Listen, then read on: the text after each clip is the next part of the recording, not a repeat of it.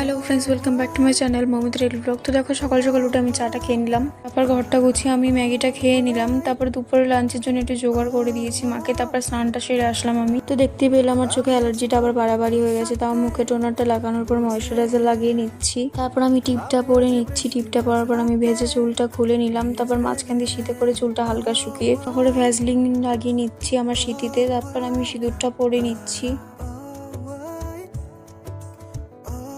দেখো, আমি রেডি হয়ে উপরে চলে যাচ্ছি জামা কাপড় মেলতে। বাইরের ভেতরটা একটু দেখিয়ে দিচ্ছি। তারপরে এসে আমি লাঞ্চটা সেরে নিলাম। আমার একটা পার্সেল এসেছিল, এই ব্যাগটা পার্সেলে এসেছিল। তো এর মধ্যে আমি আমার মেকআপের জিনিস রেখেছিলাম। তো সন্ধে হওয়ার পর আমি রেডি হয়ে গেছি। তারপর জামাটা পরে নিলাম। তারপর আমি বাইরে বেরিয়ে পড়েছি। দেখো, আমি চলে যাচ্ছি বাপের বাড়ির দিকে। এখানে গণেশ পুজো হয়েছিল, তো এখান থেকে আমি বাবার দোকানের দিকে চলে গেছি। ওখানে ভালো করে গণেশ পুজো হয়েছিল, আমাদের প্রসাদ দিয়ে দিয়েছিল খেতে। তারপর আমি বাবার টোটোয় করে বাড়ির দিকে চলে এসেছি। দেখো, তো আমি বাড়ি ঢুকে যাচ্ছি। দেখো, আমি বাড়ি চলে